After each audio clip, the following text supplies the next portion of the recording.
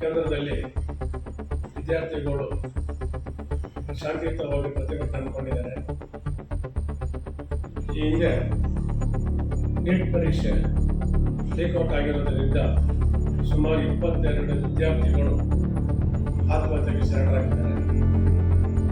ಆದರೆ ಕೇಂದ್ರ ಮಂತ್ರಿ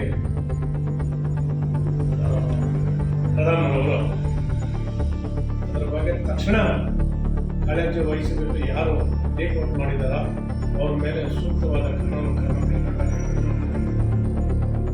ಮಕ್ಕಳಿಗೆ ವಿದ್ಯಾರ್ಥಿಗಳಿಗೆ ನ್ಯಾಯ ಒದಗಿಸುವಂಥ ಕೆಲಸ ಮಾಡಬೇಕಾಗಿತ್ತು. ಆದರೆ ಅದು ಯಾವುದು ಆಗಿಲ್ಲ. ಈಗ ನೀಟ್ ಪರೀಕ್ಷೆಯಿಂದ ಲೀಕ್ಔಟ್ ಆಗಿರೋದ್ರಿಂದ 22 ವಿದ್ಯಾರ್ಥಿಗಳು ಆತ್ಮಹತ್ಯೆಗೆ ಶರಣಾಗಿರುವ ವಿದ್ಯಾರ್ಥಿಗಳ ಮನೆಗೆ ಸನ್ಮಾನ್ಯ ಪ್ರಧಾನಮಂತ್ರಿಗಳು ಹೋಗಿ ಅವ್ರ ಮಕ್ಕಳ ಮನೆಗೆ ಎಲ್ಲರಿಗೂ ಶಾಂತಿ ಸಮಾಧಾನಪಡಿಸಬೇಕು. ಹಾಗೆ ಎಲ್ಲ ಮಕ್ಕಳಿಗೂ 1 ಕೋಟಿ ಪರಿಹಾರ ಕೊಡಬೇಕು. ಹಿಂದೆ ಆಗಿರುವಂಥ ಅನಾಹುತನ ಮುಂದಿನ ದಿನಗಳಲ್ಲಿ ಇಡೀ ಕರ್ನಾಟಕ ರಾಜ್ಯ ಅಂತಲ್ಲ, ಇಡೀ ನಮ್ಮ ಭಾರತ ದೇಶ ಯಾವುದೇ ರಾಜ್ಯಗಳಾಗಲಿ ನೀಟ್ ಪರೀಕ್ಷೆನ ಲೀಕ್ಔಟ್ ಮಾಡಬಾರ್ದು. ಮಕ್ಕಳಿಗೆ ವಿದ್ಯಾರ್ಥಿಗಳಿಗೆ ನ್ಯಾಯ ಸಿಗಬೇಕು. ಅವರು ಕಷ್ಟಪಟ್ಟು ಓದಿರ್ತಾರೆ. ಮನೆಯಲ್ಲಿ ತಂದೆ ತಾಯಿಗಳು ಜಾಸ್ತಿ ಶ್ರಮ ವಹಿಸಿ ಮಕ್ಕಳಿಗೆ ವಿದ್ಯಾಭ್ಯಾಸಕ್ಕಾಗಿ ಗಮನವಹಿಸಿರ್ತಾರೆ. ಹಾಗಾಗಿ ಮಕ್ಕಳ ಬಗ್ಗೆ ಎಷ್ಟು ತಂದೆ ತಾಯಿಗೆ ಎಷ್ಟು ಕಾಳಜಿ ಇರ್ತದೋ ಮಕ್ಕಳಿಗೂ ವಿದ್ಯಾಭ್ಯಾಸ ಅಂದರೆ ಅಷ್ಟೇ ಕಾಳಜಿ ಇರ್ತದೆ. ಹಾಗಾಗಿ ಕಷ್ಟಪಟ್ಟು ಓದಿರೋ ಈ ವಿದ್ಯಾಭ್ಯಾಸನ ಅವರಿಗೆ ಫಲಿತ ಸಿಗಬೇಕು. ಹಾಗಾಗಿ ಸನ್ಮಾನ್ಯ ಕೇಂದ್ರ ಮಂತ್ರಿಗಳು ಯಾರು ಪ್ರಧಾನ ಅವರು ರಾಜೀನಾಮೆ ಕೊಡಬೇಕು.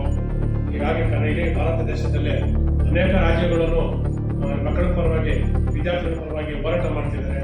ವಿದ್ಯಾರ್ಥಿಗಳಿಗೆ ನ್ಯಾಯ ಸಿಗಬೇಕಂತ ಹೇಳ್ಬಿಟ್ಟು ಅನೇಕ ಚಲನಚಿತ್ರ ಮಂಡಳಿಯ ಆಗ್ಬೋದು ಅಥವಾ ರಾಜಕಾರಣಿಗಳಾಗಿರ್ಬೋದು, ಯಾವುದೇ ಒಂದು ಪಕ್ಷಗಾಗಿರ್ಬೋದು, ಯಾವುದೇ ಒಂದು ಸಂಘಟನೆ ಆಗಿರ್ಬೋದು, ಎಲ್ಲ ಕಡೆಯಿಂದಲೂ ಪ್ರತಿಭಟನೆ ಹಮ್ಮಿಕೊಳ್ಳಲಾಗಿದೆ. ವಿದ್ಯಾರ್ಥಿಗಳ ಪರವಾಗಿ ವಿದ್ಯಾರ್ಥಿಗಳಿಗೆ ನ್ಯಾಯ ಸಿಗಬೇಕು. ಹಾಗಾಗಿ ನ್ಯಾಯಮೂರ್ತಿ ನಮ್ಮ ಪ್ರಧಾನಮಂತ್ರಿಗಳಾದ ಸನ್ಮಾನ್ಯ ಮೋದಿಜಿಯವರು ಈಗ ಇನ್ನು ಮುಂದೆ ಯಾವುದೇ ರೀತಿ ನೀಟ್ ಪರೀಕ್ಷೆ ಬಗ್ಗೆ ಲೀಕ್ಔಟ್ ಆಗದಂತೆ ಎಚ್ಚರ ವಹಿಸಿ ವಿದ್ಯಾರ್ಥಿ ಮಕ್ಕಳಿಗೆ ನ್ಯಾಯ ಸಿಗಬೇಕಂತೇಳಿ ಈ ಸಂದರ್ಭದಲ್ಲಿ ನಾನು ಕೇಳ್ಕೊಳ್ತೇನೆ. ಕೇಂದ್ರದಲ್ಲಿ ಕಾಕ್ರೋಚ್ ಬೆಂಬಲದಿಂದ ಏನು ವಿದ್ಯಾರ್ಥಿಗಳು ಅನ್ಯಾಯಕ್ಕೊಳಗಾಗಿರುವ ವಿದ್ಯಾರ್ಥಿಗಳು ಶಾಂತಿಯುತವಾಗಿ ಪ್ರತಿಭಟನೆ ಮಾಡಿದ್ದಾರೆ. ಅದನ್ನ ಪೊಲೀಸರು ಲಾಠಿ ಚಾರ್ಜ್ ಮಾಡಿ ಚದುರಿಸುವಂತ ಪ್ರಯತ್ನ ಮಾಡ್ತಿದ್ದಾರೆ. ಅದೇನು ಕಾಂಗ್ರೆಸ್ ಅಥವಾ JDS ಅಥವಾ BJP ಯಾವುದೇ ಪಕ್ಷಕ್ಕಿಂತಲ್ಲ, ಅದು ವಿದ್ಯಾರ್ಥಿಗಳು ನ್ಯಾಯಕ್ಕಾಗಿ ಹೋರಾಟ ಮಾಡುವಂತ ಕೆಲಸ. ಅವರಿಗೆ ಪೊಲೀಸರು ಲಾಠಿ ಚಾರ್ಜ್ ಮಾಡಿದ್ದನ್ನು ನಾವು ಖಂಡಿಸ್ತೀವಿ. ಹಾಗಾಗಲೇ ಒಂದು ಮಹಿಳೆ ಕೂಡ ಅಲ್ಲಿ ಸಾವಿಗೆ ಶರಣರಾಗಿದ್ದಾರೆ.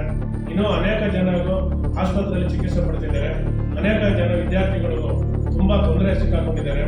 ಹಾಗಾಗಿ ಅವರಿಗೆ ವಿದ್ಯಾರ್ಥಿಗಳಿಗೆ ನ್ಯಾಯ ಸಿಗಬೇಕು. ಪೊಲೀಸರ ಮೇಲೆ ಕಾನೂನು ಸೂಕ್ತ ಕ್ರಮ ಕೈಗೊಳ್ಳಬೇಕಂತೇಳಿ ಈ ಸಂದರ್ಭದಲ್ಲಿ ನಾನು ಹೇಳ್ತಾ ಇದ್ದೀನಿ. ದಯವಿಟ್ಟು ಈ ಸನ್ಮಾನ್ಯ ಪ್ರಧಾನಮಂತ್ರಿಗಳು ವಿದ್ಯಾರ್ಥಿಗಳಿಗೆ ಸಂತಾನ ಸಮಾಧಾನ ಪಡಿಬೇಕಂತೇಳಿ ಈ ಸಂದರ್ಭದಲ್ಲಿ ಕೇಳಿಸ್ತೇನೆ.